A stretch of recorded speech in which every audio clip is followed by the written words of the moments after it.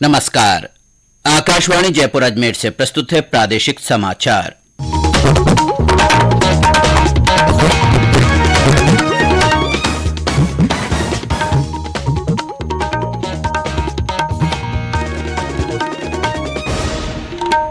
मुख्य समाचार। प्रधानमंत्री नरेंद्र मोदी ने कहा, भारत अमेरिका की साझेदारी दृढ़ विश्वास, करुणा और साझा प्रतिबद्धता की है।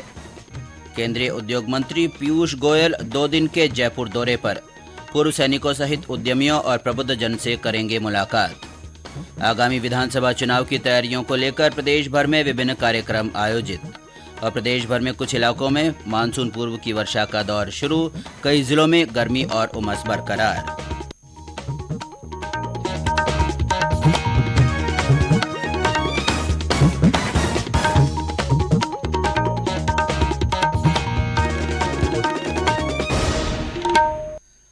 समाचारों के साथ मैं अब्दुल हनीफ और अब समाचार विस्तार से।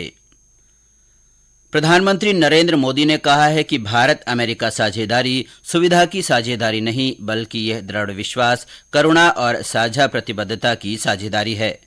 कल वाशिंगटन में US India strategic partnership forum में अपने संबोधन में श्री मोदी ने कहा कि भारत की सफलता की सबसे बड़ी प्रेरक शक्ति भारतीयों की आकांक्षा है। प्रधानमंत्री ने कहा कि यह अमेरिकी सपने से बहुत अलग नहीं है। उन्होंने कहा कि आज भारत की जीडीपी में निजी उपभोग की हिस्सेदारी पिछले 15 सालों में सबसे ज्यादा है। श्री मोदी ने कहा कि भारतीय कंपनियां अमेरिका में अरबों डॉलर का निवेश कर रही है। प्रधानमंत्री ने कहा, आज भारत अवसंरचना पर रिकॉर्ड 125 अरब डॉलर से ज्यादा का निवेश कर रहा है। उन्होंने कहा, भारत की इस विकास गाथा में अमेरिका के लिए असीम संभावनाएं हैं। प्रधानमंत्री नरेंद्र मोदी ने कहा है कि भारत और अमेरिका हर क्षेत्र में मिलकर काम कर रहे हैं। दोनों देश नई और उभरती प्रौद्योगिकियों के क्षेत्रों में नए विश्वास के साथ काम कर रहे हैं। वो कल वाशिंगटन में अमेरिकी उपराष्ट्रपति कमला हैरिस और अमेरिकी विदेश मंत्री एंटनी ब्लिंकन द्वारा उनके सम्मान में आयोजित मध्याह्न भोज में बोल रहे थे। प्रधानमंत्री ने कहा कि दोनों देशों ने द्विपक्षीय व्यापार में चुनौतियों को हल करने के लिए सहयोग किया है। प्रधानमंत्री नरेंद्र मोदी ने कल वाशिंगटन डीसी में गूगल के सीईओ सुंदर पिचाई, अमेजन के सीईओ एंड्रयू जेसी और बोइंग के सीईओ डेविड कैलहून से अलग अलग मुलाकात की। मुलाकात के बाद गूगल के सीईओ सुंदर पिचाई ने कहा कि गूगल भारत के डिजिटलीकरण कोष में 10 अरब डॉलर का निवेश कर रहा है। उन्होंने गुजरात के गिफ्ट सिटी में Google global fintech operation centre खोलने की भी घोषणा की। अमेजन के सीईओ एंड्रयू जेसी ने कहा कि अमेजन भारत के सबसे बड़े निवेशकों में एक है। उन्होंने कहा, उनकी कंपनी पहले ही 11 अरब डॉलर का निवेश कर चुकी है और 15 अरब डॉलर और निवेश करने का इरादा है। बोइंग के सीईओ डेविड कैलहून ने कहा कि सबसे महत्वपूर्ण बात भारत के विकास के लिए प्रधानमंत्री का जुनून है। उन्होंने कहा, श्री मोदी की विमानन और एरोस्पेस में विशेष रुचि है। केंद्रीय वाणिज्य और उद्योग मंत्री पीयूष गोयल 2 दिन के दौरे पर आज जयपुर पहुंच रहे हैं। इस दौरान वे कई कार्यक्रमों में भाग लेंगे। आज पहले दिन वे शहर के प्रबुद्ध व्यक्तियों के साथ मुलाकात करेंगे और सांगानेर के कपड़ा छपाई उद्योग तथा कागज निर्माता उद्यमियों से मुलाकात करेंगे। वहीं शाम के समय केंद्रीय मंत्री का पद्म पुरस्कार विजेताओं, पूर्व सैनिकों तथा लघु उद्योग भारती के दल से मिलने का कार्यक्रम है। कल दूसरे दिन उद्योग मंत्री व्यापारिक सम्मेलन को संबोधित करेंगे। राष्ट्रीय मानवाधिकार आयोग ने न्यायिक हिरासत में कैदियों के स्वयं को नुकसान पहुंचाने और आत्महत्या के प्रयासों को कम करने के लिए केंद्र, राज्यों और केंद्र शासित प्रदेशों को परामर्श जारी किया है। आयोग ने कहा कि अधिकांश कैदियों की अप्राकृतिक मौत आत्महत्या के कारण होती है। बैरकों के साथ साथ शौचालयों में आत्मघाती वस्तुएं रखने से बचने की सलाह दी गई है। आयोग ने जेल कर्मचारियों के रिक्त पदों को शीघ्र भरे जाने के परामर्श जारी किए हैं। आयोग ने इन सिफारिशों को लागू करने और 3 महीने के भीतर कार्रवाई की रिपोर्ट प्रस्तुत करने को कहा है। साहित्य अकादमी ने इस वर्ष के लिए साहित्य अकादमी पुरस्कारों की घोषणा की है। इसमें बाल साहित्य में 22 तथा युवा पुरस्कार के लिए 20 विजेताओं के नामों की घोषणा की गई है। हिंदी भाषा की श्रेणी में सूर्यनाथ सिंह तथा विशाखा विश्वनाथ ने युवा पुरस्कार जीता है। ये समाचार आकाशवाणी जयपुर अजमेर से प्रसारित किए जा रहे हैं। समाचारों में आपका एक बार फिर से स्वागत है। राज्य में आगामी विधानसभा चुनाव में मतदान का प्रतिशत बढ़ाने के उद्देश्य से बड़े स्तर पर आयोजन किए जा रहे हैं। इसी के मद्देनजर भीलवाड़ा में जिला निर्वाचन विभाग की ओर से आमजन को जागरूक करने के उद्देश्य से प्रदर्शनी लगाई गई तथा लोगों को ईवीएम की कार्यप्रणाली की जानकारी दी गई। चूरू में जिला निर्वाचन अधिकारी सिद्धार्थ सिहाग ने कल मास्टर ट्रेनरों की बैठक ली।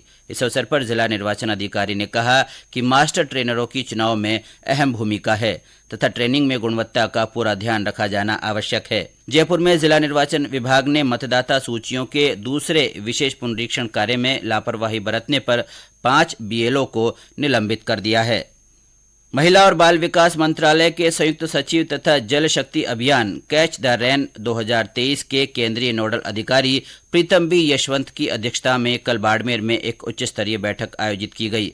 बैठक में श्री यशवंत ने बाड़मेर जिले में प्राकृतिक जल स्रोतों के संरक्षण और उन्हें रिचार्ज करने पर बल दिया। बैठक के दौरान जिले में जल संरक्षण से संबंधित किए जाने वाले कार्यों का प्रदर्शन किया गया।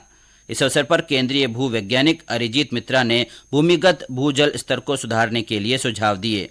जिला कलेक्टर अरुण कुमार पुरोहित ने जल शक्ति अभियान के तहत जल संरक्षण और वर्षा जल संग्रहण के लिए जन जागरूकता अभियान चलाने की बात कही।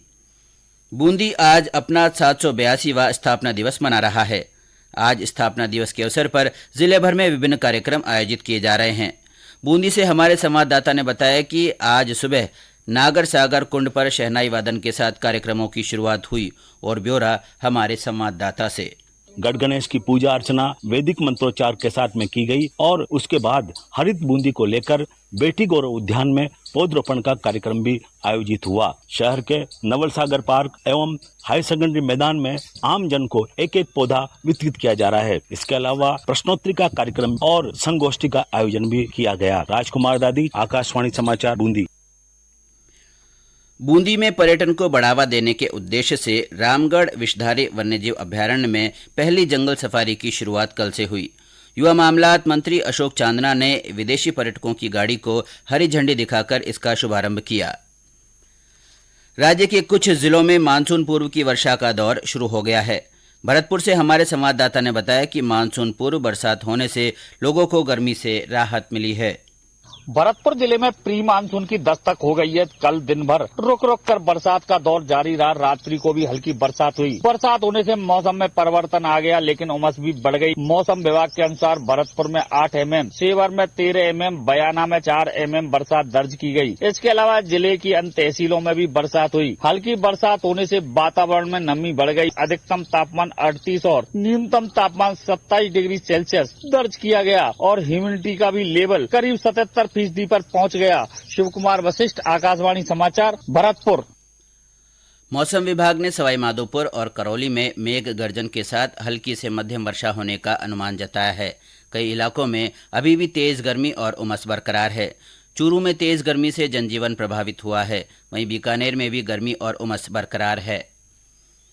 पश्चिमी राजस्थान दुग्ध उत्पादक सहकारी संघ यानी सरस डेयरी ने जोधपुर जिले में इस साल गर्मियों में रिकॉर्ड तोड़ दूध का उत्पादन किया है। बीते 5 साल में डेयरी का उत्पादन 2 गुना होते हुए 1 लाख लीटर प्रतिदिन को पार कर गया है। इससे प्रति व्यक्ति दूध की उपलब्धता काफी बढ़ गई है। और ब्यौरा हमारे संवाददाता से।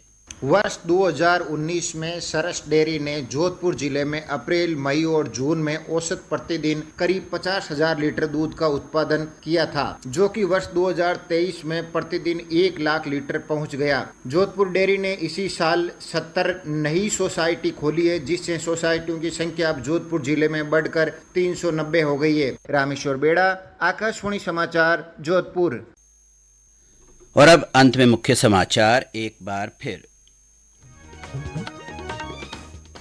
प्रधानमंत्री नरेंद्र मोदी ने कहा है कि भारत अमेरिका की साझेदारी दृढ़ विश्वास, करुणा और साझा प्रतिबद्धता की है। केंद्रीय उद्योग मंत्री पीयूष गोयल 2 दिन के दौरे पर जयपुर पहुंच रहे हैं। यहां वे पूर्व सैनिकों सहित उद्यमियों और प्रबुद्ध जन से मुलाकात करेंगे। आगामी विधानसभा चुनाव की तैयारियों को लेकर प्रदेश भर में विभिन्न कार्यक्रम आयोजित किए जा रहे हैं और प्रदेश के कुछ इलाकों में मानसून पूर्व की वर्षा का दौर शुरू हुआ। कई जिलों में गर्मी और उमस का असर बरकरार है। इसके साथ ही प्रादेशिक समाचार बुलेटिन समाप्त हुआ। नमस्कार।